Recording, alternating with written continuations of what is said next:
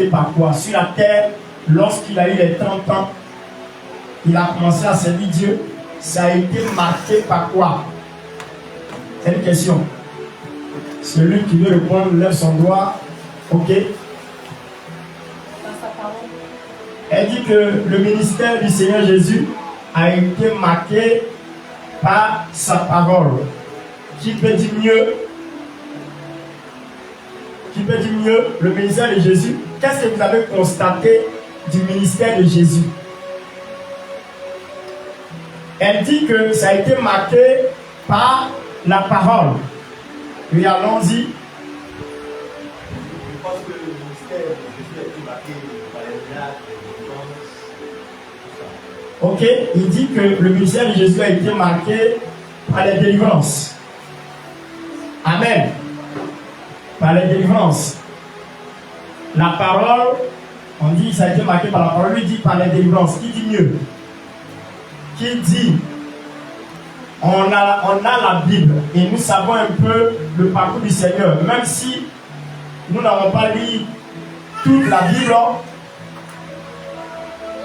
mais quelque part, nous avons regardé le film de Jésus et nous constatons des faits. Lorsqu'on regarde le film de Jésus, quels faits chacun constate dans son ministère? Oui. Les enseignements qui font référence toujours à la parole. Et quel fait encore dans son ministère que nous constatons et nous voyons, qui est visible à l'œil. Qui est visible à l'œil. Qui est visible à l'œil. Le ministère du Seigneur Jésus. Oui. Pas beaucoup d'épreuves. Pas beaucoup d'épreuves. Il dit épreuves. Amen. Je vais vous faire savoir quelque chose qui va vous aider. Le ministère de Jésus a été marqué par deux choses. Deux principales choses. La première chose, c'est ce que la diaconesse a dit, c'est la parole d'abord. Le ministère de Jésus a été marqué et manifesté par la parole. Tout le long de son ministère, on a entendu les enseignements, on a entendu les prêches, on a entendu la prédication, nous avons entendu la parole qu'il enseignait, il parlait, tout ce qu'il faisait était basé sur sa parole. Dis Amen avec moi. C'était basé sur sa parole. Dis Amen avec moi. Amen. Ça, c'est la première chose qu'on constate lorsqu'on voit le ministère de Jésus. Il a pris le temps d'enseigner ses disciples, il a pris le temps d'enseigner les gens. Et la deuxième chose que je dis, la deuxième particularité de son ministère, dis Amen avec moi, Amen, est basée sur la puissance de Dieu. Ce n'est pas seulement que la parole, mais il a démontré cette parole qu'il prêchait. Amen. Pour savoir que c'est le ministère du Seigneur, pour savoir que c'est Dieu qui agit et Dieu se manifeste, il y a d'abord la parole. Après la parole, il y a la manifestation de la puissance de Dieu au travers de sa parole. C'est-à-dire le ministère de Jésus a été marqué par la parole plus la puissance de la parole, la démonstration par les signes, des miracles et des prodiges. Dis Amen. Et c'est ça qui est le secret du ministère de Jésus. Et toute personne venant de lui, appelée disciple, est obligé d'avoir les mêmes particularités. Qui dit qu'il est disciple, dit simplement que je ressemble à mon maître. Qui dit qu'il est disciple, dit simplement que ce que mon maître fait, c'est ce que je fais. C'est pour cela que tout disciple ressemble à son maître. En temps normal, lorsque tu mets l'enfant au monde, l'enfant est obligé de te ressembler. Ou bien l'enfant est obligé de ressembler à ton mari, à toi-même ou aux descendants des gens de ta famille, du côté paternel comme du côté maternel, pour montrer que l'enfant là vient de toi. Mais un enfant qui est né, qui ne ressemble personne, ni à sa mère, ni à son père, ni aux descendants de son père, ni aux descendants de sa mère, en tout cas, ça c'est délicat. Ça, c'est délicat. Ça veut dire qu'on doit réfléchir sur son cas. Dans toutes choses, il y a des cas isolés. Dans la vie, il y a tous les cas isolés qu'on appelle l'exception des choses. Il ne peut jamais exister quelque chose sans exception. Ce n'est pas possible. Toute chose dans cette vie a toujours une exception. Alléluia. Il y a deux personnes, deux personnes. Le monsieur et sa femme, deux Africains, deux Européens, monsieur et madame, sur le net. J'ai vu comme ça que ils ont mis au monde un enfant noir. Ça, génétiquement, lorsque la science essaie d'évaluer ces recherches, ils vont dire c'est une exception.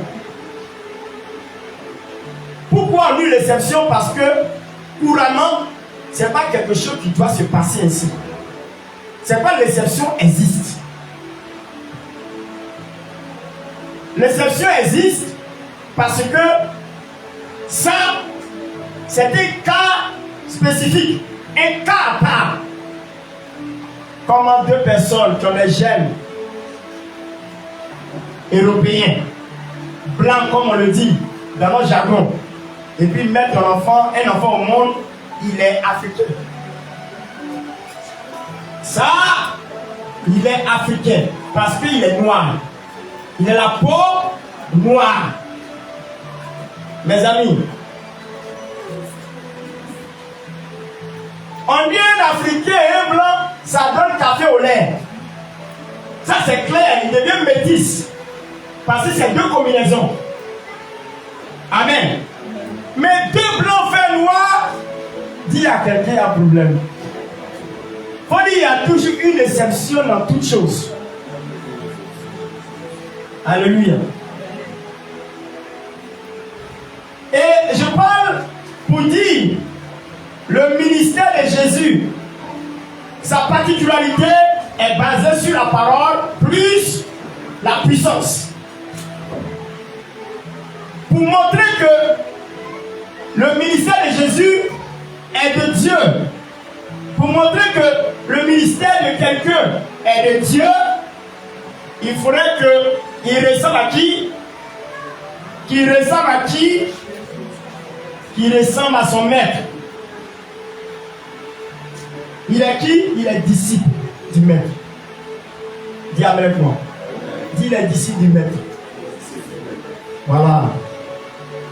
On veut suivre Jésus, non? Dites-moi, nous sommes les adeptes de qui? Il a dit une chose que je veux souligner. Dans le livre de Marc chapitre 16, il dit: allez par tout le monde, annoncer la bonne nouvelle. Celui qui croira et qui sera baptisé sera sauvé. Celui qui ne croira pas sera condamné. Voici les miracles qui accompagnent ceux qui l'ont cru. Mais il dit: faites de toutes les nations, faites de toutes les nations. Est-ce qu'il a dit de faire de toutes les nations les fidèles? C'est ça? Est-ce qu'il a dit faire de toutes les nations les fidèles? Il dit faire de toutes les nations des disciples. Dis à quelqu'un: tu dois être disciple du Seigneur. Tu dois être disciple de Jésus. C'est là vient l'appartenance du nom chrétien. Chrétien, c'est le diminutif, amen, de Christ. Christ veut dire moins. Dis à quelqu'un, Christ veut dire moins. Christ veut dire. Amen. Ça veut dire moins. Donc quand on dit chrétien, ça veut dire quoi? Petit Christ, mais qui veut dire petit moins. Amen. Petit moins. Dis amen un point. Nous devons être petit point. Alléluia. Dis à quelqu'un, tu dois être petit point. Dis à quelqu'un, tu dois être petit point. Mais je vous demande, est-ce qu'on ressemble au Seigneur Jésus? Je vous pose la question, est-ce que tu ressembles au Seigneur Jésus? Je vous pose la question, est-ce que tu ressembles au Seigneur Jésus? Tu es son disciple. Il y a bien un disciple, c'est celui qui ressemble à son maître. Et vous demandez qui ressemble au Seigneur Jésus? Qui ressemble au Seigneur Jésus? C'est une question. Qui au moins ressemble un peu au Seigneur Jésus? On est né de lui, donc on est obligé de le ressembler. En cas que tu sois une exception. L'exception est toujours un cas isolé. C'est pas courant. Une exception n'est pas courante. Elle est isolée. Souvent, on permet ça dans 100, il y a au moins un. Dans 100, il y a au moins un. Ça veut dire que c'est la majorité qui emporte. Je veux pas que tu te trouves dans le cas isolé, Prébi. Comme tu as dit, il y a un cas isolé, c'est que moi je suis le cas isolé parmi tous les disciples du Seigneur. Que Dieu te pardonne. Que Dieu te pardonne. Dans le cas du Seigneur, il n'y a pas quelqu'un qui sera isolé. Sinon, c'est l'enfer qui est bon pour toi. C'est que c'est l'enfer qui est bon pour toi. Alléluia. C'est que c'est l'enfer qui est bon pour toi. Dis amen avec moi. Et je suis en train de parler pour dire que pourquoi on n'arrive pas à évoluer, à avancer, parce que nous ne sommes pas disciples du Seigneur. On porte le titre pour rien. On porte le titre pour rien. Mais on ne reflète pas l'image de ce qui incarne le titre. Est-ce qu'on est disciple du Seigneur? Il y a des gens, ça fait 5 ans, ça fait 10 ans, ça fait 15 ans, ça fait 20 ans qu'ils sont à l'église. Mais, en dit Jésus, sa particularité de son ministère, de sa vie, a été marquée par la parole plus la puissance. Mais je te pose la question, c'est quand tu as prêché, c'est quand tu as montré aux gens ce qui sort de toi. Si ce n'est pas tout, amen. Si ce n'est pas pour dire, oh, sa tête là. Toute ta parole là, c'est injure. Jésus n'a jamais insulté, mais il a toujours prêché pour aider les gens. Aujourd'hui, on ne ressent pas au Seigneur. Pourquoi? Parce qu'on n'est pas disciple. On n'a pas cherché à être disciple. Un disciple apprend ce que son maître fait. Amen. Amen. Amen. Amen. Quand je veux parler comme ça, je vois un peu.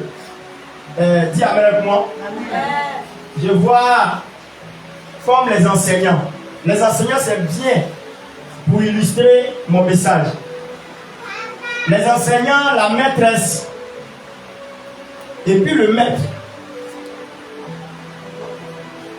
Tous les élèves sont des disciples. Amen. Amen. Par moment, même quand tu commences à apprendre quelque chose à ton enfant, l'enfant va dire que, tu sais, c'est pas comme ça ma maîtresse m'a montré. C'est pas ça.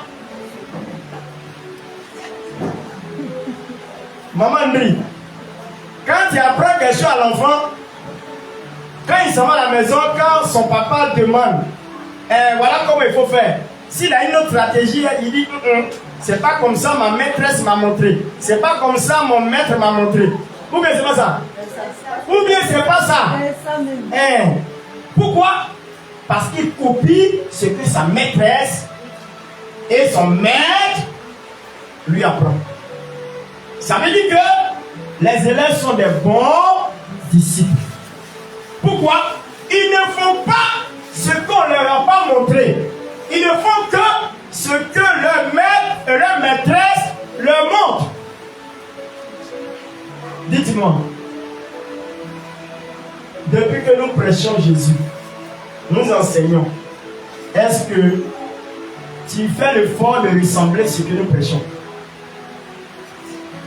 Le thème de ce matin, j'ai dit, Seigneur, notre Seigneur, la parole est la parole vivante. Il peut être la parole, mais elle peut être une parole morte. Ce n'est pas notre Seigneur. Mais ce dont je parle, du Dieu que nous adorons, est la parole vivante. Pourquoi vivante? Parce que c'est une parole qui respire. Dis la parole respire. Une chose qui ne peut pas porter le fruit, une chose qui ne peut pas agir, une chose qui ne peut pas changer les circonstances et les temps des choses, c'est qu'elle n'est pas vivante, c'est qu'elle est morte. Je veux que nous soyons les disciples du Seigneur. Dis Amen avec moi. C'est pour cela que la Bible dit quoi? Au commencement, Dieu créa les cieux et la terre. Et la terre était informe et vide. Il y avait des abîmes à la surface des eaux. Et l'Esprit de Dieu se mouvait au-dessus des eaux. Et Dieu dit que la lumière soit, et la lumière fut. Il y a une déclaration, il y a une concrétisation. Parole qui a été prononcée et parole qui a réalisé. Une chose qu'on prononce et qui réalise quelque chose, c'est qu'elle est vivante. C'est qu'elle agit. C'est qu'elle se manifeste. C'est pour cette raison, je veux que nous soyons attachés à la parole de Dieu.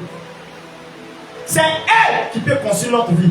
C'est elle qui peut restaurer nos vies. C'est elle qui peut nous apporter la délivrance. C'est elle qui peut guérir notre cœur. C'est elle qui peut nous restaurer. La parole, dis à quelqu'un la parole vivante. Alléluia. La Bible dit ceci dans Jean chapitre 1, à partir du verset 1. Jean chapitre 1, verset 1. Écoutez bien. Au commencement était la parole, et la parole était avec Dieu, et la parole était Dieu. Elle était au commencement. C'est par elle que toute chose a été créée. Rien n'a été créé sans elle. En elle se trouve la lumière et la lumière du monde. Nous avons contemplé le Fils unique de Dieu vivant. Alléluia. On va aller pas à pas. Est-ce qu'on peut faire une lecture? Jean chapitre 1. Je vais vous dire pourquoi. Vous allez voir. Une parole peut détruire, une parole peut construire. Une parole peut faire du bien, une parole peut faire du mal. C'est pour cela qu'il faut faire beaucoup attention à ce qui sort de leur bouche, à ce que nous disons, à ce que nous faisons au travers de la parole, à ce que nous prononçons sur la vie de nos enfants et sur la vie de notre entourage. Parce que la parole a le poids, la parole a une puissance, la parole a une capacité. Amen. C'est par elle que toute chose a été construite. Et rien de ce qui a été conçu n'a été fait sans elle. Amen. Allons-y. Jean chapitre 1, verset 1. Au commencement était la parole. On dit au commencement était la parole. Ça veut dire que depuis que le monde existe, rien n'a existé en dehors du temps, de la vie. C'est par la parole. C'est celle qui était au commencement. Celle qui existait avant toute chose. La terre, le ciel, tout ça n'existait pas. Mais la seule chose qui existait, qui a été au commencement, c'est quoi? La parole.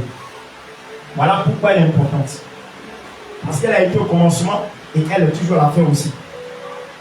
Elle est l'alpha et elle est aussi l'oméga. Allons-y. Et la parole était avec Dieu. La parole est avec Dieu. Et la parole était Dieu. Et la parole était Dieu.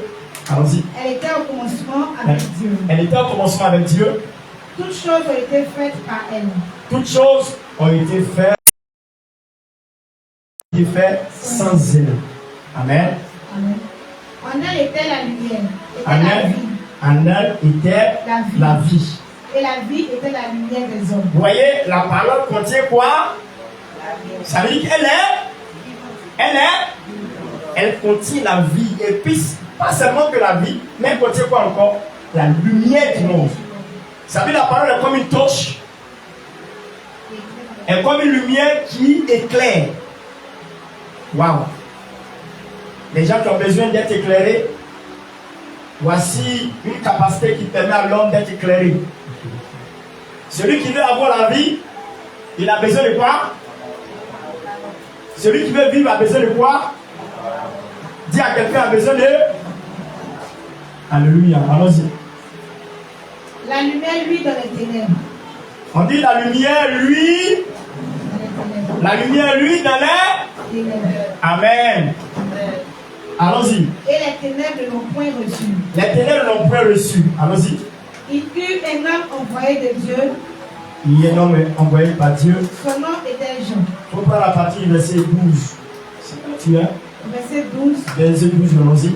À tous ceux qui l'ont reçu. À tous ceux qui l'ont reçu. À ceux qui croient en son nom. À tous ceux qui ont reçu quoi? La parole. À ceux qui croient en son nom. Vous voyez, la parole a un nom. Dis à quelqu'un, la parole a un nom. Il y a tous ceux qui l'ont reçu quoi? La parole. À tous ceux qui ont cru en quoi? En son nom. Donc la parole a une identité, la parole porte un nom. Elle a donné le pouvoir de devenir enfant de Dieu. Elle a donné le pouvoir de devenir enfant de Dieu. Ça veut dire que la parole est capable de permettre à une personne de devenir enfant de Dieu. Ça veut dire que ça permet à une personne d'être régénérée. La parole peut te permettre d'être né de nouveau. Amen. Amen. La parole peut te permettre d'être né de... C'est ce que la Bible dit. Allons-y. Lesquels sont nés non du sang, Lesquels sont les noms du sang, ni de la volonté de la chair, ni de la volonté de la chair, ni de la volonté de l'homme, ni de la volonté de l'homme, mais de Dieu. mais de Dieu. Et la parole a été faite chair. La parole a été faite chair. Elle a habité parmi nous. Et elle s'est faite chair, elle a habité parmi nous. Ça veut dire qu'elle est vivante. Elle est un être humain. Pleine de grâce. Pleine de grâce Et de vérité. et de vérité. Et nous avons contemplé sa Nous avons contemplé quoi? Sa gloire. Sa gloire, la gloire de la parole vivante. La parole qui s'est faite chair. Une gloire comme la gloire du Fils unique venu du Père. Une gloire comme la gloire du Fils unique venu du Père. Jean lui a rendu témoignage. Amen. Jean a rendu témoignage de la parole. Et c'est écrié. Et c'est écrié. C'est celui dont j'ai dit. C'est celui dont j'ai dit. Celui qui vient. Celui qui vient. Après moi. M'a précédé. M'a précédé. Car il était avant moi. Car il était avant moi. Et nous avons tous reçu de sa plénitude. Nous avons reçu tous de sa plénitude. Et grâce pour grâce. Et grâce pour grâce. Car la loi a été donnée par Moïse. Car la loi a été donnée par Moïse. Amen, c'est bon. Amen. Alléluia. Amen. Que Dieu soit béni. Alléluia. Amen. Car la loi a été donnée par Moïse. Alléluia. Dans la parole, elle est vivante. Si on essaie de détruire ce texte, on constate qu'elle est une personne. La parole est une personne. Et or, une personne vit. N'est-ce pas, dit à quelqu'un, un être humain vit, un être humain respire, un être humain a la vie en lui. Amen. Amen. Amen. Amen. Donc ça veut dire que quand tu n'es plus être humain, tu changes de nom, on t'appelle cadavre. Combien? Hein? On te dit Père, on te dit cadavre. Quand tu es mort, tu changes de nom, d'identité. On t'appelle comment? On t'appelle cadavre. Et puis on dit tu es décédé. Et puis on te parle dans le... Pourquoi on ne parle pas de Jésus dans le passé? Parce qu'il est mort, il est ressuscité. Il est encore vivant. C'est pour cela que nous pouvons utiliser son nom et glorifier Dieu au travers de son nom. Parce qu'il vit encore et il vit éternellement. Dis Amen avec moi. Amen. Donc, je voulais tirer votre attention. Voilà maintenant, les choses vont commencer à partir de Luc, chapitre 4, à partir du verset 18. Écoutez bien. Voilà, Jésus a 30 ans, après son baptême. Jésus a 30 ans, la 30e année de Jésus. Il va au Jourdain, il raconte Jean-Baptiste, et Jean-Baptiste le baptise. Dis à quelqu'un, le baptême compte beaucoup pour le salut. Dis, le baptême compte beaucoup pour le salut. Voilà. Je ne dis pas que je ne parle pas des gens qui ont été mouillés. Je parle des gens qui ont été baptisés. Dis à quelqu'un. Les gens qui ont été baptisés. Je ne dis pas des gens qui ont été mouillés. Il y a des gens ici, là.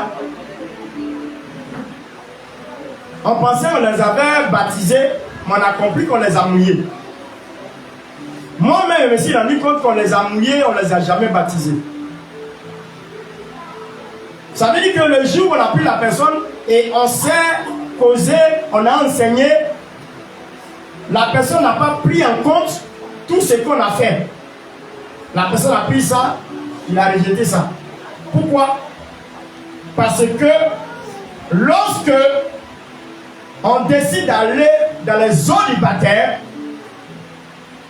c'est qu'on décide de quitter, de s'éloigner des choses du monde. On décide de couper avec le monde. Nous vivons dans le monde, mais nous ne sommes pas du monde. Mais aujourd'hui, on constate que des gens étaient mouillés. Ils ont été mouillés. Dis à quelqu'un, est-ce que tu n'as pas été mouillé? Il y a ça. Pourquoi? Parce que tu ne sais même pas un disciple du Seigneur. Tu ne sais même pas un disciple du Seigneur. Regarde, on peut avoir des défauts, mais la base ne change jamais. On peut avoir des défauts, hein, mais la base ne change jamais. Pourquoi? Parce qu'il y a des choses élémentaires qui constituent une base pour le chrétien que nous sommes. Quelqu'un qui n'a pas encore fini avec le sexe, vous voulez qu'il dise quoi? On l'a mouillé ou on l'a baptisé? Il a un problème. Quelqu'un qui n'a pas fini avec les chauds. La nuit, elle s'en va dans la boîte de nuit. Ou bien elle est dans le maquis. Il n'a pas fini avec les grosses bières. Et là, moi, ils disent quoi? Ils disent quoi?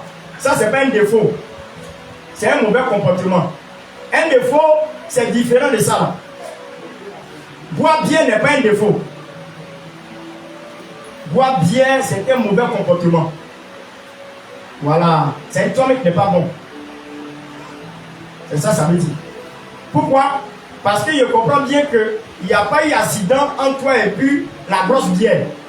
Tu n'étais pas à la maison et puis il est venu te cogner. C'est toi-même qui es allé vers la grosse bière. Vrai ou faux? Ou bien toi-même tu l'as appelé, viens sur ma table. C'est pas ça? Je vous demande, est-ce que c'est pas ça? Et répondez-moi bien. Il y a beaucoup de buveurs ici, c'est pourquoi les voix ne sont pas. Oui, il y a beaucoup ici, là. Les Francis, là, ils sifflent ça chaque jour. Les trobas, tout ça. Les vins, tout ça. Que Dieu vous pardonne. Que Dieu vous aide. Amen. Vous voyez? C'est ça. C'est ça. Mais quelqu'un que on a baptisé, on dit que lorsqu'on baptise quelqu'un, on le plonge dans l'eau. C'est pas ça? On le plonge, on dit baptême par immersion. Pour Pourquoi? Parce qu'il y a une image. L'image c'est quoi? C'est d'entrer là. Toi qui es quitté dans le monde. Le frère qu'on connaissait dans le quartier. Ou bien ici qui était toutou. Ici qui était toutou là. Ou bien le frère Kadim qui était Oubi là. Quand ils ont prêché Jésus, il a décidé de laisser tout tomber. Et puis il décide d'aller dans l'eau du baptême. Pendant qu'il s'élève pour obéir à cette loi, cette ordonnance, il décide de laisser tout derrière lui. Lorsqu'il rentre dans l'eau, il a encore le même type Oubia. Mais lorsqu'il rentre dans l'eau et qu'on le plonge la tête dans l'eau, le type qu'il était vient à peine de mourir. Il meurt avec son ancienne nature, il meurt avec ce qu'il était, il meurt avec ce qu'il a été avec ses amis, son entourage, et quand il ressort de l'eau, il devient une nouvelle création. Les choses anciennes sont passées et toute chose devient nouvelle pour lui. Il n'est plus la même personne, il devient un enfant qui est né de nouveau. Mais demandez-moi, un nouveau-né qui boit bien, c'est qu'on a un problème. Dites-moi, un nouveau-né qui boit bien, voyez un peu. On dit nouveau-né, c'est nouveau-né. Dis-moi, nouvelle naissance, c'est quoi? La nouvelle naissance, c'est quoi? C'est nouveau-né. Enfant qu'on vient de mettre au monde tout de suite, et puis on met bien dans sa bouche. Lui-même, il attrape bien et puis il met dans sa bouche. Yeah. Dis, il y a un problème. Non, mais il y a un problème. Un bébé qui fait une guerre, il finit de faire une guerre et puis il dit, envoyez ma grosse bière là. Et puis on l'envoie et puis il frappe ça. Et puis il frappe 5. Et puis il est là, il tient. Il y a un problème. Un nouveau-né qui fait ça, c'est qu'il y a un problème. La seule chose qu'on a fait, c'est quoi? On l'a mouillé. Est-ce qu'on l'a baptisé? Parce que quand tu es baptisé, que tu as décidé de quitter tout ça, si tu as été sincère, il y a une transformation qui naît dans ton cœur. Et quand ça naît dans ton cœur, il y a des habitudes que tu commences à laisser. Ce n'est pas tout qui peut partir. Dieu peut permettre que tout parte. Mais à la vérité, pour l'être humain, Dieu permet le changement progressivement. Progressivement. Mais il y a des bases. La base est déjà fixée. Ça veut dire qu'il y a des choses que tu ne peux plus faire. Mais dites-moi aujourd'hui, hein, on a nos baptisés qui ont grandi, qui n'ont même plus 1 an, qui ont 10 ans. Il y a d'autres même qui ont poussé bas. Il y a d'autres même qui ont cheveux blancs. Quand ils sont nés là, quand tu conduis, quand ils ont peut-être 15 ans, il est adolescent dans le Seigneur. Il y a d'autres même qui ont 20 ans. Il y a d'autres même qui ont 30 ans.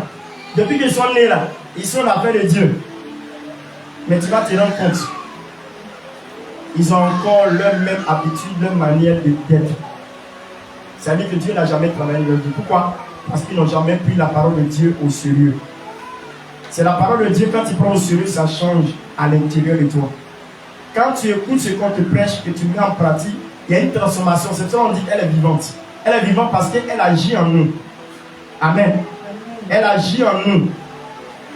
C'est quoi Jésus était en train de parler lorsqu'il est rentré dans l'eau du baptême. Quand il est ressorti, le Saint-Esprit est descendu sur lui comme celui d'une colombe. Sous forme d'une colombe. Le Saint-Esprit est descendu sur lui comme celui d'une colombe. Amen. Sous forme de colombe, sur son épaule. Le Saint-Esprit s'est donné un corps par l'image d'une colombe se poser sur son épaule. Et une voix se fit entendre. Celui-ci est mon fils bien-aimé en qui j'ai mis tout mon affection. Écoutez-le. Quand il est ressorti de là, il allait directement, il est rentré dans le temple, il a pris le rouleau d'Ésaïe 61. L'Esprit du Seigneur est sur moi parce qu'il m'a point pour. On va lire. Écoutez bien ce qu'il va dire.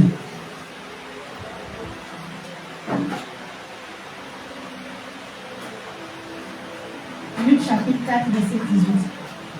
Écoutez bien. L'Esprit du Seigneur est sur moi, Parce qu'il m'a oint pour annoncer une bonne nouvelle. Il dit, première des choses que la particularité du Seigneur, c'est pour annoncer une bonne nouvelle aux gens. Ça veut dire que l'évangile, la parole de Dieu, c'est la bonne nouvelle aux gens, aux êtres humains, au peuple. C'est la bonne nouvelle aux hommes. La parole du Seigneur. Amen. La parole du Seigneur est une bonne nouvelle pour nous. Une bonne nouvelle, ce n'est pas une mauvaise nouvelle. Ce n'est pas pour annoncer un décès. C'est pour annoncer que Jésus est mort. Il est venu sur la terre. Il est venu nous sauver. C'est ça qui est la bonne nouvelle. Si tu crois en lui, tu ne puisses pas périr, mais que tu aies la vie éternelle. C'est ça la bonne nouvelle. Il est venu nous apporter la bonne nouvelle. Allons-y. Il m'a envoyé pour guérir ceux qui ont le cœur brisé. Il est venu quoi? Il nous a envoyé pour faire quoi? Guérir ceux qui ont le cœur brisé. Ceux qui ont le cœur brisé. On ne peut pas guérir quelqu'un qui a le cœur brisé, pas seulement par la prière, mais c'est par la parole. Vous voyez son ministère basé sur la parole. Il dit quoi? La bonne nouvelle. Et la bonne nouvelle consiste à apporter la guérison des cœurs brisés. Il y a des gens qui ont été violés dans leur enfance. Il y a des gens qui ont perdu leurs parents, ils sont orphelins. Il y a des gens qui n'ont jamais eu la possibilité d'avoir une bonne amitié. Il y a des gens qui n'ont jamais été aimés. Il y a des gens qui ont été froissés par des foyers. Tous ceux-là, ils ont des cœurs qui sont brisés. Mais la Bible dit, il est venu apporter une bonne nouvelle pour que ceux qui ont le cœur brisé soient guéris. C'est la parole de Dieu qui guérit le cœur brisé. Amen. Souvent, il y a des gens, quand on commence à prêcher, les larmes commencent à couler. Parce que quoi? La parole en train de travailler dans son cœur. La parole commence à lui faire du bien. Donc, ses larmes coulent. La guérison est en train de s'opérer comme ça. Pourquoi? Parce que la parole lui fait du bien. C'est ça. Mais est-ce qu'on prend à bras le corps la parole de Dieu? C'est ça. Nous cherchons des solutions. Il n'y a pas une autre solution ailleurs si tu ne viens pas la parole de Dieu. Et la parole de Dieu, elle est vivante. Elle est vivante. Elle est capable. Et la Bible déclare que la parole de Dieu s'est personnifiée. C'est incarné en tant qu'un humain. C'est ce que la Bible dit. Elle s'est faite chair. La parole s'est faite chair.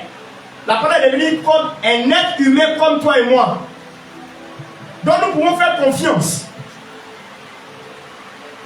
Amen. Allons-y.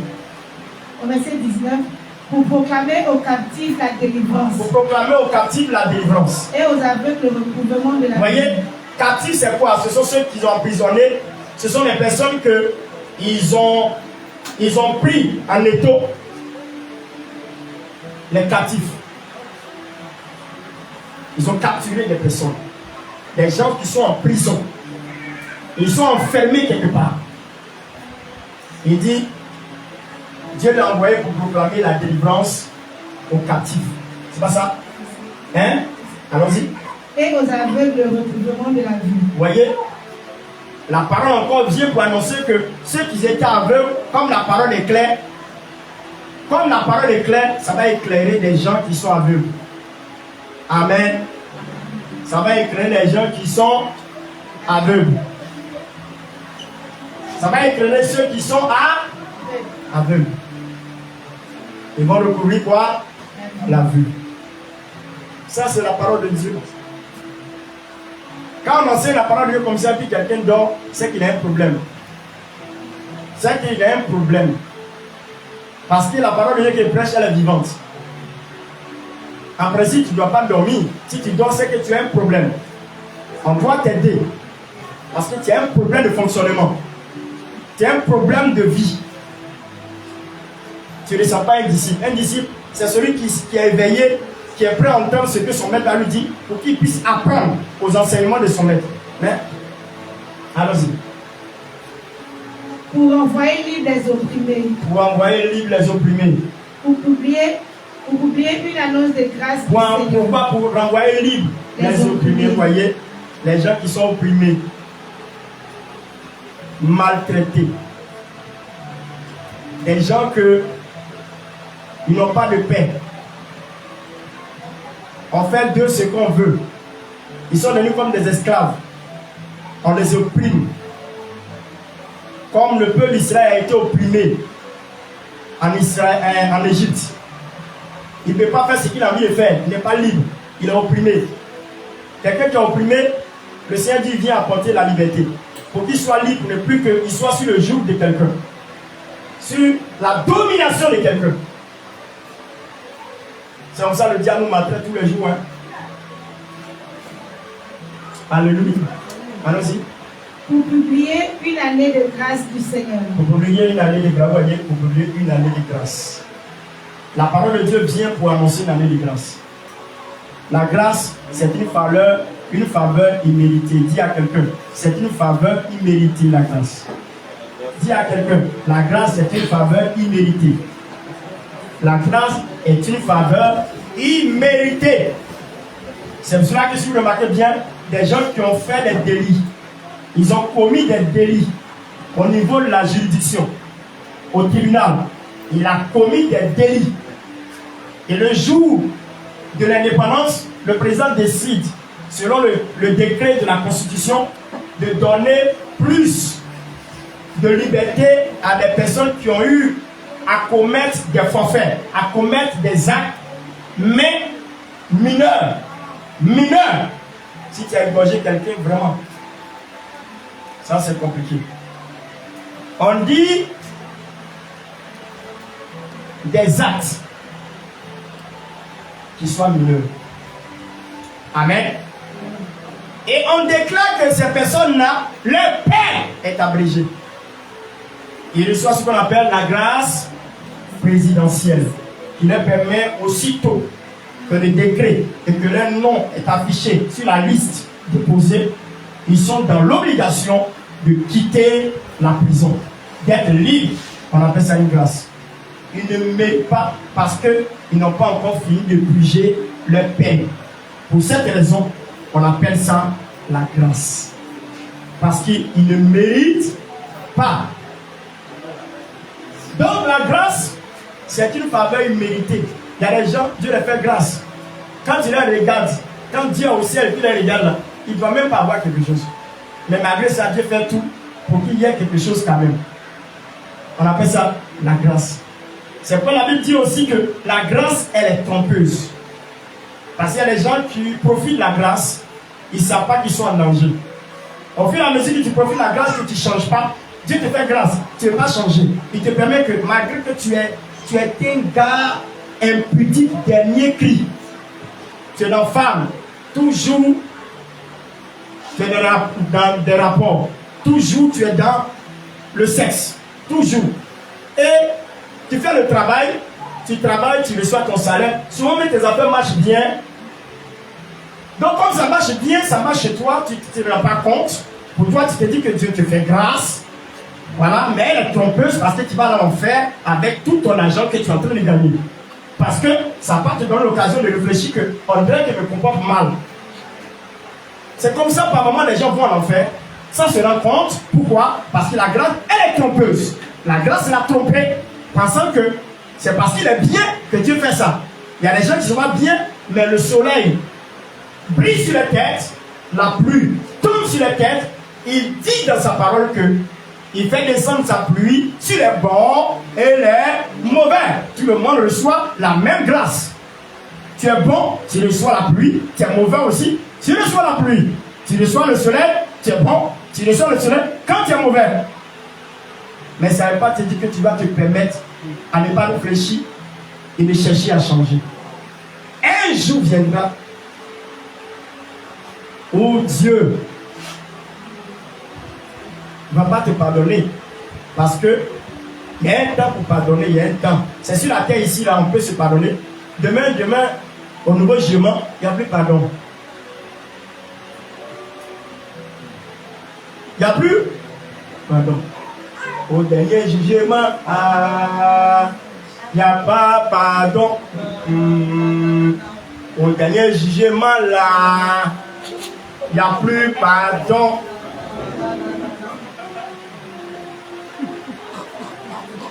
C'est sur la terre ici, là. Tu dois faire l'effort de t'accrocher au Seigneur afin qu'il transforme ton intérieur pour que tu sois une bonne personne. Je vous dis la vérité ce matin, ce n'est pas le message que tu devais prêcher, à la vérité. Mais le Seigneur m'a dit de prêcher ça parce que j'ai un message que je dois prêcher à un bon temps d'enseignement. J'ai préparé ça. Je n'ai pas dormi. J'ai dormi à 4h, à 3h, 4h du matin. Parce que le Seigneur m'a réveillé, il m'a dit, va t'asseoir, je veux te parler. Et puis j'ai commencé à écouter. Quand vous allez recevoir l'enseignement que je vais apporter, ça va faire du bien à tout le monde. Mais il faudrait que ça transforme tout le monde. Tu peux recevoir quelque chose qui peut te faire du bien, mais ça peut ne pas faire la transformation dans ta vie. Ce qui est plus important, c'est la transformation qui permet à ta vie de connaître une évolution. Alléluia. Amen. Donc j'ai préparé ça. Ma femme même a vu. Elle a vu que j'ai allumé la lumière du salon, elle était en train de travailler. Je suis en train de travailler. En train de travailler. Amen. Ça dit dans mon sommeil, Dieu était en train de m'enseigner, dans mon sommeil. Ça s'est passé dans mon sommeil. J'étais en train de dormir et puis le Seigneur m'enseignait. Il me montrait Abraham, il me montrait des gens comme ça dans mon sommeil. Et je me suis levé, je me suis assis et dit Seigneur. Et puis j'ai commencé à écrire. Mais quand je suis venu ici, ce matin, il a dit non. Si je dois commencer ce message, je dois l'enchaîner sur plusieurs dimanches pour aider. C'est pour tout le monde. Tout le monde. Tout le monde. Ça va nous faire du bien parce qu'il m'a tellement donné l'importance de ce message pour tout le monde. Ça va aider tout le monde. Et tout le monde. Amen. Ah, je n'ai pas commencé aujourd'hui. Je n'ai pas commencé ça aujourd'hui. Pour des raisons. Donc, vous voyez un peu. Il est important de s'attacher à la parole de Dieu. Jésus vient, il déballe le rouleau. Ce qu'il vient de dire, on appelle ça la feuille de route de son ministère. Quand tu dois faire un travail, que tu dois aller en mission, le responsable des ressources humaines dans la société, ton patron d'hiérarchie doit te déposer une fiche de mission. On appelle ça une feuille de route qui doit t'accompagner. Et tout est déterminé sur cette feuille de route. Afin que tu ne puisses pas te tromper, quelle est la mission que tu t'en vas accomplir. Jésus arrive, avant de commencer son ministère, il se baptise, il rentre dans le temple, il prend le rouleau, Ésaïe 61, Ésaïe 61 qui le concerne. Parce que Ésaïe a prophétisé, c'est la parole qui le concerne. Il doit donner la crédibilité à la parole que Ésaïe a prononcée dans Ésaïe 61. Il doit prendre ça pour montrer que ce qu'Ésaïe a dit, il y a au moins 2000 ans, des années en arrière, c'est de moi qu'il s'agit. C'est à moi qu'il a écrit ça. Et je viens aujourd'hui là pour mettre la parole, rendre ça crédible parce que elle s'accomplit, elle se réalise aujourd'hui. Donc il déplie et puis il parle de toute la feuille de route. C'est pourquoi vous allez remarquer bien dans le texte, à la fin il dit cette parole aujourd'hui s'accomplit. C'est là les gens sont demandés si c'est qui ça. Comment il peut dire cette parole s'accomplit aujourd'hui? Parce que le prophète a prophétisé. Elle ne sait pas que c'est de lui qu'il s'agit. Quand il dit l'Esprit du Seigneur sur moi là, il pense qu'il prononce la parole d'Ésaïe. Il est en train de dire que c'est de moi qui parle. Parce que quand il va arriver dans le lieu, je dois dire aux gens que l'Esprit du Seigneur sur moi, voici ma feuille de route. C'est pour cela que quand il a dit ça, ils ont dit, n'est-ce pas le fils du charpentier? C'est pas sa mère qui est Marie et c'est pas son père qui est Joseph. C'est ça, il a dit, les gens me diront quelque chose. Un dicton, un proverbe qui dit, médecin, guéris-toi toi-même. Pour dire quoi? Les gens m'ont dit que toi t'es qui? Médecin, guéris-toi toi-même. C'est ça, il m'a dit, aucun prophète n'est prophète dans sa patrie. Alléluia. Je vous en supplie. Nous avons fait des années et des années à vous prêcher la parole de Dieu, à apporter des grands enseignements pour qu'il y ait la transformation de vos vies. Ce que nous prêchons, ce n'est pas pour faire amuser la galerie. Ce que nous prêchons, c'est pour permettre à vous conformer à cela, pour que cela produise en vous une transformation, pour que vous soyez l'image que le Seigneur souhaite de votre personne. C'est ça le travail des pasteurs. C'est ça le travail d'un homme de Dieu. Mais au fil des années, nous constatons qu'il y a certains qui ont été changés, mais il y a certains qui n'ont pas encore été changés. Quand même, un élève qui rentre en classe et qu'on lui a apporté l'enseignement et que les autres ont compris, même s'il n'a pas compris, qu'on enseigne encore, au moins il va comprendre quelque chose. Mais on constate que malgré tout l'enseignement qu'on lui a apporté en classe, il n'a rien compris du tout. Or les autres évoluent, ils avancent. Mais lui, il étudie au CP1. C'est la même chose. Là où il est arrivé, c'est comme ça il est. C'est qu'il y a un problème. Tu n'as plus besoin de lui apporter l'enseignement, tu as besoin de l'appeler et puis poser tête à tête avec lui pour savoir qu'est-ce qu'il y a le défonctionnement, de pourquoi il n'arrive pas à assimiler et puis n'arrive pas à pratiquer pour que la parole puisse faire une transformation dans sa vie. C'est ça, on parle de relation d'aide. Et c'est ce que le Seigneur m'a demandé de faire dans ces lieux. Les gens qui ne peuvent pas se libérer, ils sont dépendants de leur attitude qui a trop perduré dans leur vie. On ne peut pas imaginer que tu es chrétien, ça fait des années, tu continues à boire, tu continues toujours d'être dans le sexe en dehors du mariage. On ne peut pas imaginer ça. Pendant plusieurs années quand même. Tu continues de mentir, tu continues de voler.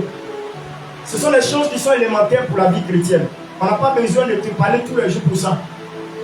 Ça veut dire que toi-même, tu ne veux pas changer, tu ne veux pas vivre la vie chrétienne, tu ne veux pas être sauvé. C'est tout.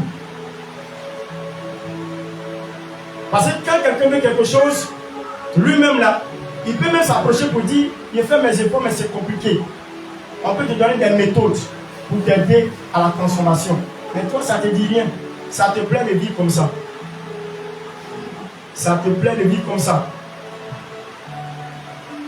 Ça te plaît de vivre comme ça. Alléluia. C'est dangereux. Je vous en supplie.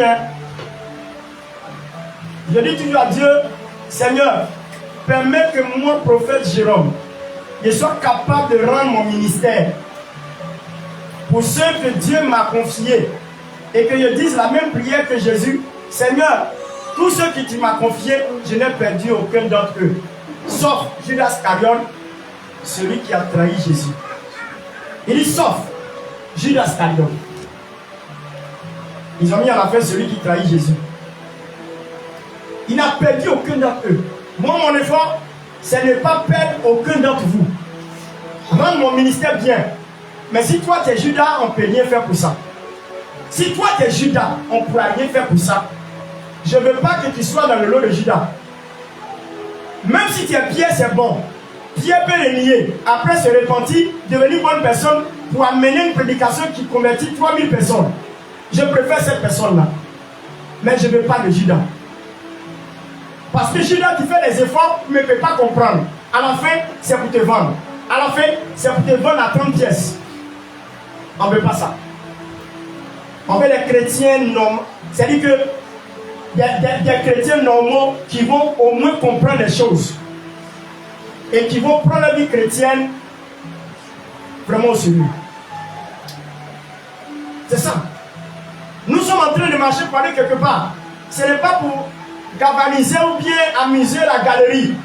Mais c'est pour permettre à rendre ministère pour que chacun de vous, quand je suis devant le Seigneur, lui, Seigneur, celle-là tu m'as envoyée, elle était comme ça, mais aujourd'hui, la voici, elle est devenue comme ça, elle est à ton image, elle est devenue ton disciple, elle peut gagner même d'autres âmes.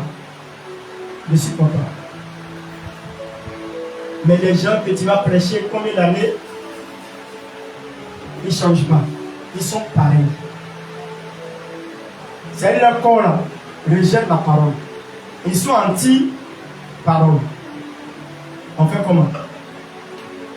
Il y a des gens qui ont des gilets pour ça. Ils se promènent des gilets en petite parole. Quand ils tissent sur eux là, ça ne prend pas. Oui, c'est la vérité. Tu as parlé comment, mais ça ne rentre pas. Ça ne rentre pas même. Ça ne rentre pas. Tu peux voir que dans ce siècle on est, où la parole de Dieu est partout, des chrétiens peuvent devenir des grands menteurs. Quand ils te parlent, on dirait que la vie la scène. Oh, on vient de le compter. Mais la manière qu'il parle là, on dirait lui, il était là. Mais c'est pas possible. Et puis il dit, il y a vu dedans. Mais oh, on vient de le compter. On vient de lui expliquer la situation. Mais il parle, on dirait lui-même, il était là. Et puis c'est lui-même, devant lui, c'est passé. Quand même, on est chrétien quand même. On n'a qu'à respecter notre identité de chrétien. Dis à quelqu'un, respecte un peu ton identité de chrétien. Si tu es parti en enfer, là, moi je sais que ça va pas il n'y a pas à avoir de problème avec le Seigneur parce que j'aurais fait ma part. Voilà.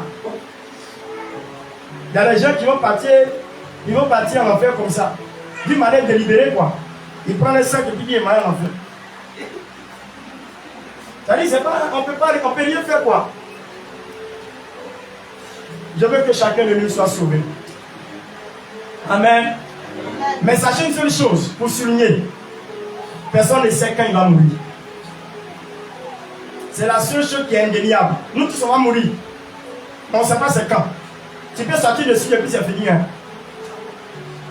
Mais quelle a été ta vie? Il faut réparer ça aujourd'hui. Quelle a été ta vie? Il faut prendre conscience pour changer. Pour embrasser la parole de Dieu. Alléluia. Pour embrasser la parole de Dieu, s'il te plaît. On dit si tu es né pauvre, ce n'est pas de ta faute. Mais si tu es né pauvre, si tu es mort pauvre, c'est de ta faute parce que tu pouvais faire quelque chose pour changer. Vous comprenez? Ça veut dire qu'aujourd'hui là, c'est vrai que tu m'as croisé, tu étais bizarre, mais la parole de Dieu, au moins qu'on prêche, on te montre les bonnes manières, les prières, ça peut te permettre de changer. Pour que demain, si tu es tombé, que tu es mort, on sait que notre frère, on n'a plus le voir, c'est vrai, mais nous serons en train d'acclamer le Seigneur et proclamer aux âmes au plus des cieux, parce que notre frère est sauvé, il est dans la félicité éternelle. Mais est-ce qu'on peut trouver des gens comme ça? Moi, par moi, il y a des funérailles, il pleure 2 fois. Je pleure parce qu'il n'y a plus voir la personne, mais je pleure encore parce qu'il s'en va en faire. Oui, bien sûr. Il y a des veillées que moi, je suis parti. La manière que le pasteur prêche, il dit, pasteur, tu es menteur. Voyez, ce que tu as en train de dire là, le gars, il n'est pas comme ça. C'est un voyou. Il est mort pour ce qu'il a fait. Il s'en en fait. Il ne faut pas embellir pour dire non, qu'il est bien, voilà, il va être sauvé, on le connaît. C'est un mensonge. La parole de Dieu est la vérité. Quand il y a la vérité, il faut dire.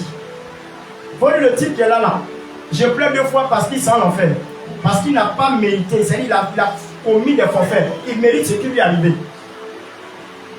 Si tu es parti voler et puis ils ont tiré sur toi, même si je suis un parent qui connaît, je suis un parent de la famille, je ne peux pas venir prendre un micro pour venir prêcher. Pour dire, il était bon, hein? Il était vraiment bien. C'est un voleur, ils ont tiré sur lui, il est mort. Lui que vous voyez là, il est mort parce qu'ils ont tiré sur lui, c'est un voleur. Ils s'en ont fait. C'est pour vous qui est grave. Vous qui m'entendez là, acceptez Jésus pour ne pas aller là où il s'en va. C'est tout. Parce que mon message n'a pas besoin de prêcher un message aussi extraordinaire. C'est un coup et puis simple. Ne faites pas comme lui. Sinon vous allez aller dans le même lieu, il s'en va. Pas il s'en va en enfer. Donc maman, toute la famille pleurez bien même fort. Pas il s'en va en enfer. Pas c'est grave. Ça c'est, on appelle ça la mort éternelle. Mais quelqu'un qui est mort, on sait qu'il était bien. Il a accepté Jésus. Il a vécu sa vie. Il a posé les bonnes actions. Il a fait ce qu'il fallait. Quand il meurt, c'est fait. Première chose, on va pleurer. On ne va plus le voir. C'est notre frère. Amen. Dis à quelqu'un, c'est notre frère. Dis avec moi. C'est notre frère. Il est mort. On ne va plus le voir. C'est vrai. Mais, on va se retrouver dans la félicité éternelle. Donc, pour ça, ça me fait mal, mais c'est en joie.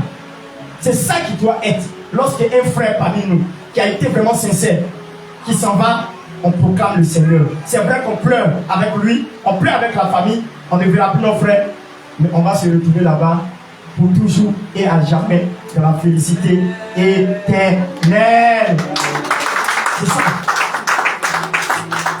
C'est le but pour nous sommes à l'église. C'est le but pourquoi nous venons écouter la parole de Dieu. En fait, nous venons écouter la parole de Dieu pour nous maintenir jusqu'à ce qu'un jour on quitte la terre des hommes. Nous attendons ce qu'on appelle l'enlèvement. Même avant l'enlèvement, il y a l'avènement. L'avènement, c'est l'apparition de Christ. Amen. L'avènement de Christ. Jésus va revenir encore. Il va revenir bientôt. C'est ce qu'on appelle l'avènement. Maintenant, l'enlèvement. Et puis, il y a la grande tribulation. L'avènement de Christ, l'apparition de Christ. Il y a l'enlèvement. Jésus va enlever, parce qu'il va apparaître, il va enlever les siens, ceux qui sont morts. Ils vont d'abord, les premiers être enlevés dans les tombeaux. Et puis, seuls les vivants vont monter au ciel à un clin d'œil, au son de la trompette. Amen. Et après ça, il y a un autre convoi qu'on appelle la grande tribulation. Par tes efforts, par ta force, tu seras sauvé. Là, c'est par le prix de ton sang. Parce qu'ils vont te rendre la vie difficile. Ceux qui seront sur la terre vont te rendre la vie difficile. Le faux prophète, avec ces adeptes qu'on appelle les antéchrists, l'antéchrist, avec ses adeptes, avec le faux prophète, ils vont te rendre la vie difficile. C'est celui qu'on appelle le président mondial. C'est lui qui l'incarne. Il s'appelle l'antéchrist, il est contre Christ. Donc ceux qui vont rester, ils vont souffrir au prix de leur sang, de leur vie. Jusqu'à ce qu'ils disent, malgré tout, je suis le Seigneur. Tu ne pourras pas aller au marché, tu ne pourras rien faire. On peut te mettre en prison, on peut te connaître, martyriser, jusqu'à ce que tu dis non, je n'accepte pas, je suis avec Jésus jusqu'à ta mort. Mes amis, s'il y a quelque chose qui est mieux là, c'est l'enlèvement. Hein. Ce qui est mieux, c'est l'enlèvement. Pour être aussi enlevé là, c'est maintenant on commence ça ici. C'est vrai que je peux le dire, nous, dans notre position ici, nous ne verrons pas l'enlèvement. Ça c'est sûr. Notre génération là, peut-être on ne va pas voir l'enlèvement. Mais comme rien ne détermine à quelle période Jésus peut venir de suite. Donc c'est ça, il dit, il donne des réserves, on ne sait pas exactement quand il viendra, il peut venir de suite. Maintenant s'il vient de suite, là tu es mort. Il y a des gens même qui sont morts. Il y a des gens qui sont quittés dans le show hier. Ils sont quittés dans le show hier. Il y a des gens qui sont quittés dans le show hier. Il y a des gens qui sont sortis de l'hôtel, frère. Et puis ils sont venus à l'église. Les gens comme ça, là, si Jésus revient bientôt, il y a des gens qui sont dans l'hôtel, ils vont les attraper. Jésus fait papa, il est dans l'hôtel. Là, c'est mon frère. C'est gâté pour toi. C'est dans bois de nuit. Papa, il est dans bois de nuit. Non, t'as même pas même. Ils n'avaient pas même. C'est pour cela qu'il faut prendre la parole de Dieu au sérieux. Amen. Dis Amen avec moi. Amen. Je dis votre attention parce que nous ne sommes pas venus ici pour faire ce qu'on appelle un club d'amis. Ce n'est pas tontine on fait ici. Ce n'est pas tontine. Ce n'est pas association du village. Ce n'est pas association de quartier. C'est un regroupement qu'on appelle église. Ecclésia. Ça veut dire séparer du monde. Nous sommes rassemblés ici parce qu'on a décidé de nous séparer du monde pour suivre le Seigneur qui est notre maître et nous sommes ses disciples.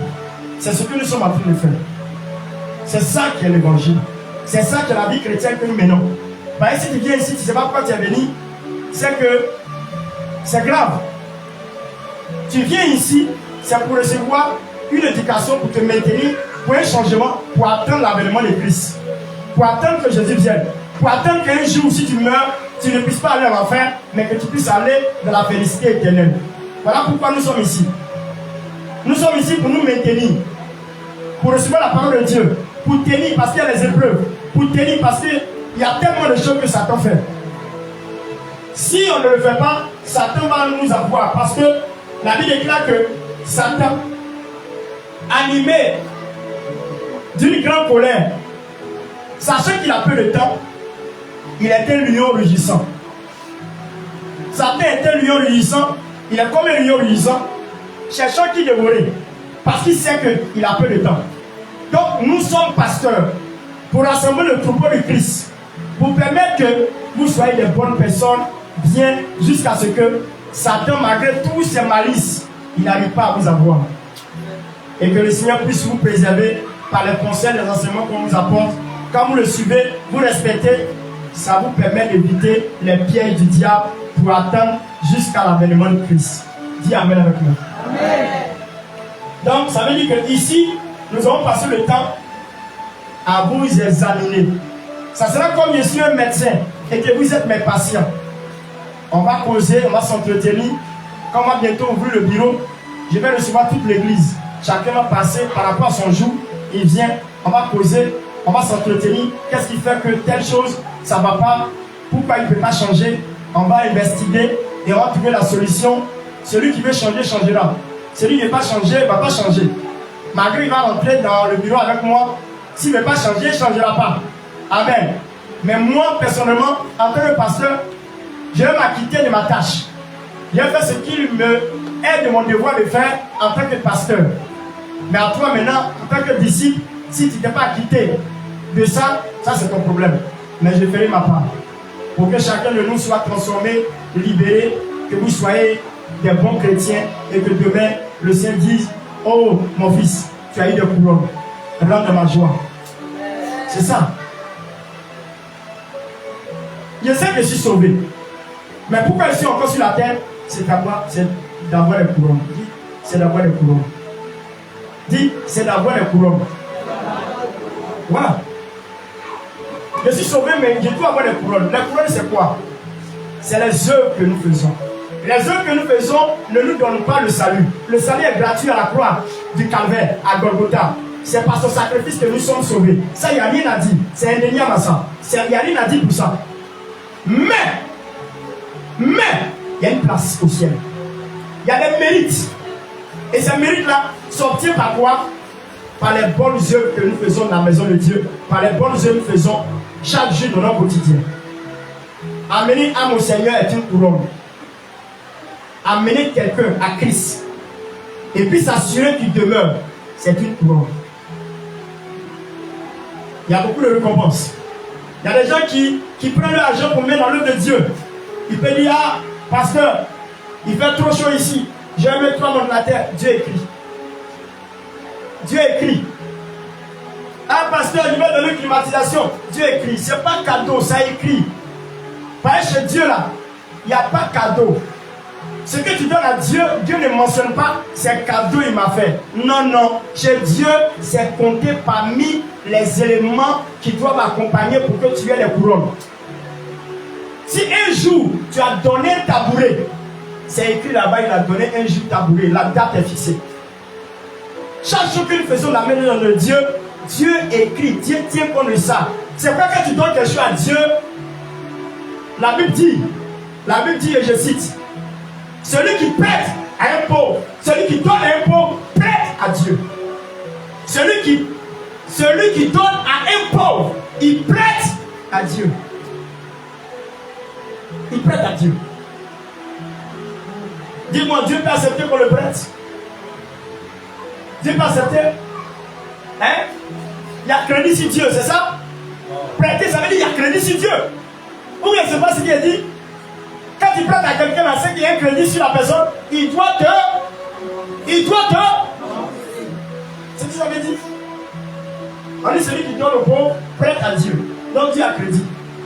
Mais Dieu ne peut pas accepter d'avoir crédit. Il va faire quoi? Retour à. C'est tout. Alléluia. Mais il y a combien de fois? Ça fait l'objet de mon message qui doit prêcher pendant plusieurs dimanches. C'est l'objet. Je vais vous demander, ça fait combien d'années, combien de temps tu as fait du bien aux gens? Pendant tout ton quotidien, tous les jours de ta vie, qu'est-ce que tu as fait de bien? Chaque jour, quand quelqu'un vient, quand quelqu'un prend une journée, écoutez-moi bien, quand quelqu'un prend une journée, il y a la télévision, il y a son portable, il est couché, il ne fait rien, il est là jusqu'à le soir. Il vient l'épuiser un jour de sa vie de destinée. C'est-à-dire que la journée que tu as eue, c'est comme ces cadeaux. Tu n'as rien fait de cette journée, et rien ne s'est passé. C'est comme tu viens d'épuiser une journée de ta destinée. Or, dans la destinée, il y a un temps de vie. Un temps de vie. Si tu dois mourir à 70 ans, tu viens d'épuiser un jour où tu n'as rien fait de ta vie. C'est comme ces cadeaux. Le lendemain vient encore, tu fais la même chose, c'est cadeau. De jour en jour jusqu'à ce que tu aies 70 ans, tu es mort. Tu n'as rien fait de ta vie. Voilà comment ça signifie. Parce que la destinée, c'est le temps. C'est une question de temps. Qu'est-ce que je vais faire sur la terre? Où je vais? Qu'est-ce que je dois accomplir? Il y a des gens qui peuvent s'arranger une journée sans faire du bien à quelqu'un. Sans faire du bien, sans même poser une action où quelqu'un a bénéficié de ta gratitude. Rien. Et la journée finit comme ça, hein, comme rien. Tu peux imaginer? Et les gens sont là, ils ne font rien de leur vie. Ils peuvent passer une journée sans rien faire. Il y a des gens qui peuvent se coucher du lundi à l'autre lundi, sans rien faire. Or, ils s'approchent à la fin de ces jours, hein, ils ne savent pas. La seule chose que ça ne peut pas pardonner, c'est le temps. Le temps ne t'attend pas. Le temps avance. Le temps évolue. Le temps s'en va. Or, quand le temps arrive comme ça s'en va là, dis-moi, ça augmente mais ça diminue. Je vous demande, quelqu'un qui doit vivre jusqu'à 70 ans et que tu as commencé à vivre ta vie, ça diminue ou bien ça augmente? Hein? Maintenant, tout ce que ça diminue là, tu n'as rien fait. Ça veut dire quoi? Tout le temps que tu as vécu, où ça diminue là. Hein? Tu dis quoi? Ça perdu. Et chaque jour nous perdons. Nous perdons du temps. Le temps a de la valeur pour Dieu. Une journée pour Dieu a de la valeur. Parce que c'est un jour, il te donne une vie pour une journée. Il y a des gens qui n'ont pas pu. On dit matin, il y a des gens qui sont morts. On dit matin, il y a des gens qui sont morts. D'autres se sont réveillés, ils sont aveugles. D'autres se sont réveillés, leur pied est coupé. D'autres, ils sont paralysés. Ils ne sont plus comme avant. Toi, tu as les deux pieds. Tu respires, tu vis. Il faut profiter des temps que Dieu te donne. Les jours que Dieu te donne. Fais du bien aux gens. Consacre-toi à l'œuvre de Dieu. Soutiens. Va visiter les gens. Fais du bien à ton entourage. Ça te permettra de bénéficier des choses de ta destinée. Non, Seigneur. Non, fais pas ça.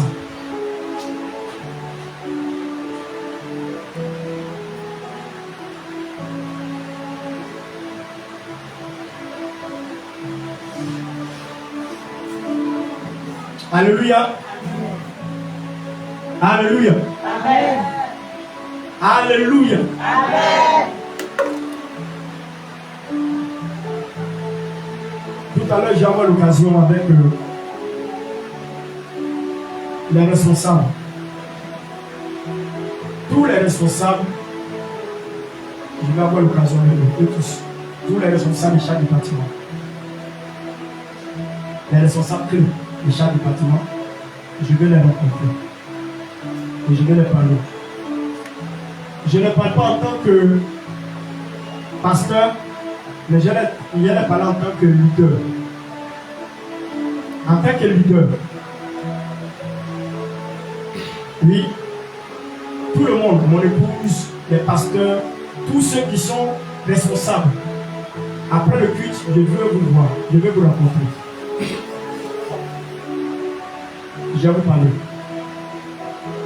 Alléluia. Vous savez, s'il n'y a pas de rigueur dans ce que nous faisons, c'est moi qui ai pris le pot cassé.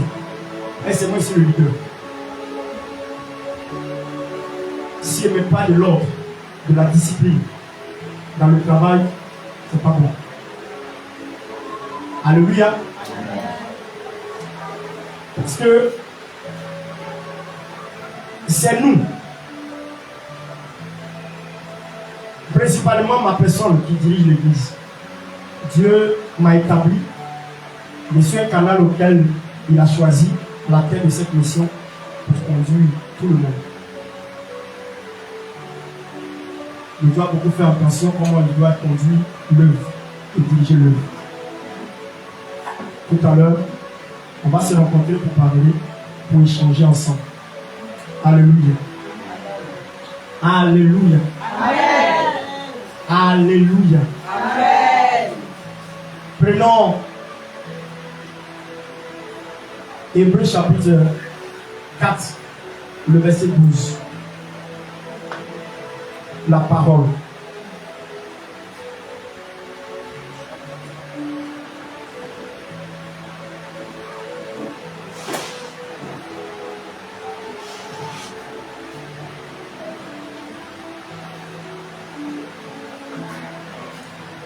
Hébreux chapitre 4, verset. Il fait quelle heure à votre montre?